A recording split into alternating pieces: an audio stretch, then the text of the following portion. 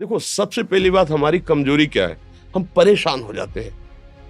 संसार में देखो तो परेशान, परमार्थ की तरफ देखो तो हम परेशान हो। ये हमारा आदत स्वभाव बन गया परेशान होना। थोड़ा सा धैर्यवान बनो, गंभीर बनो। कोई इस भारी से भारी विपत्ति में परेशानी स्वीकार करके विपत्ति से थोड़ी निकला जाता। सुलझो, ठीक है, ये विपत्ति आई, समस्या आई, इसका समाधान होगा। ऐसा थोड़ी कि हमें नष्ट कर देगी।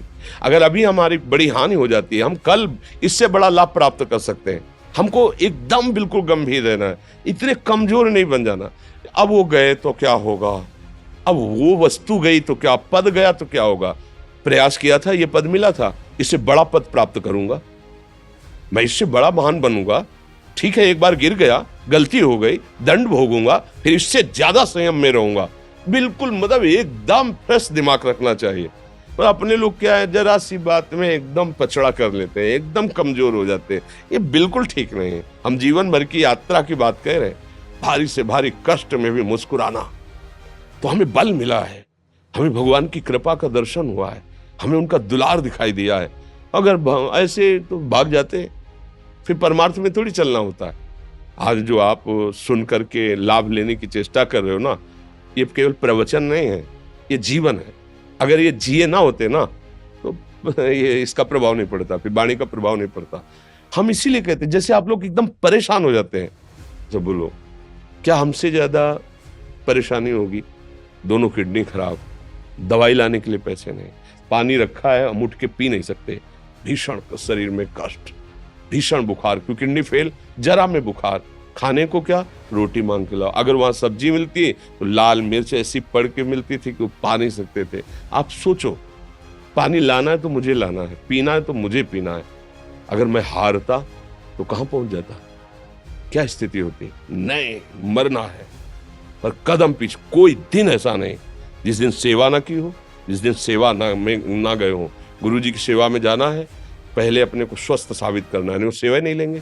तुम बीमार हो, तुम कष्ट में हो, ऐसे उनकी दृष्टि परेशान थे, उनकी सेवा की, आके लेट गए। फिर हिम्मत की, अपनी श्री जी की सेवा की, मधुकरी नहीं गए, 3-3 4-4 दिन भोजन नहीं गए, पर सेवा नहीं छोड़ा, दिनचर्या नहीं छोड़ी। और उसका प्रधान कारण संयम, ब्रह्मचर्य, भगवत आश्रय, नाम जप, कभी हारने नहीं दिया। अभी भी थोड़ी देर बाद डायलिसिस शुरू होगा, हारने, आपको हारे हुए नजर आ रहे हैं। शरीर में पीड़ा है, किडनी फेल है, ऐसा तो हम स्वस्थ बैठे हैं, पीड़ा है, बार बार प्यास लगती है, थोड़ा थोड़ा पानी मिलता है, लेकिन हम आनंदित हैं, हम प्रसन्न हैं। हम लड़ाई में हारे नहीं हैं, ना हारेंगे, हम जीत चुके हैं। हम अपने मालिक के भरोसे में अपना संवाद, तो वो ये हम अपनी बड़ाई नहीं बता रहे, हम आपको बता रहे समस्या। सोचो, तुम्हारे पास तो माँ है, भाई है, बहन है, परिवार है, कोई ना कोई तो है ना। मेरा किसी ने कभी जीवन में ध्यान भी नहीं दिया। क्यों? बचपन से बाबा जी बन गए, किसी से प्यार नहीं, किसी से संबंध नहीं, कोई जानकारी नहीं, हम कहाँ हैं, वो कहाँ है, किसी से कोई मतलब नहीं। अच्छा, जवान साधु कौन श्रद्धा करे? कभी गांव जाने की हिम्मत नहीं पड़ती कि रोटी मांग ले, पता नहीं लोग क्या सोचेंगे, क्या भावना कर ले। हम दरवाजे पे खड़े हैं, क्या कैसी भाव, जो हमारे सामने आकाश वृत्ति से आया यौवन अवस्था में, वही पाया, अन्यथा भूखे रह गए। जब हम हर समय अपने को विवेक के द्वारा सावधान रखे, तो हम कभी निराश नहीं हुए, कभी उदास नहीं हुए, कभी ऐसा नहीं लगा कि यार हम दुखी, कभी नहीं लगा। उसी का फल है कि उस सुख का संकेत मिल गया जहां दुख की निशानी भी नहीं है। वही उसी के बच्चे हो, हम सब उसी धातु से बने हुए हैं। हम इतना क्यों परेशान हो जाते हैं? हम ये देखते हैं, अपने लोग थोड़ी बात बिगड़ गई परेशान, नहीं बिगड़ी तो बिगड़ जाने की संभावना में परेशान है।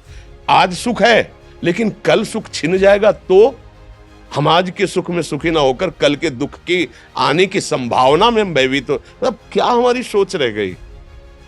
हमको इतना बलवान बनना है कि सुख और दुख दोनों हमको छू न सके। भारी से भारी सुख की व्यवस्था है तो अहंकार नहीं, हर्षित होकर किसी का अपमान न करे कि हम धनी, हम पदाधिकारी, अमुक। भारी से भारी दुख आया तो हमें किसी के सहयोग की जरूरत नहीं, हम फिर अपने कदम बढ़ाएंगे, हम फिर जुड़ी हुई अपनी भावनाओं को सजाएंगे।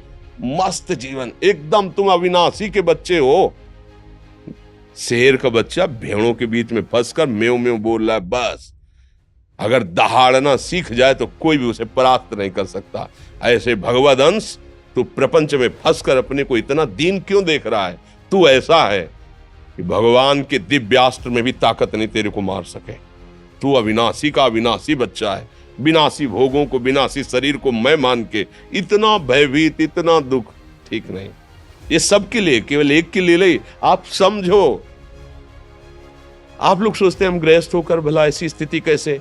जनक जी सुखदेव जी के गुरु हैं और राजा हैं, महल है, रानियां हैं, नौकर है, चाकर।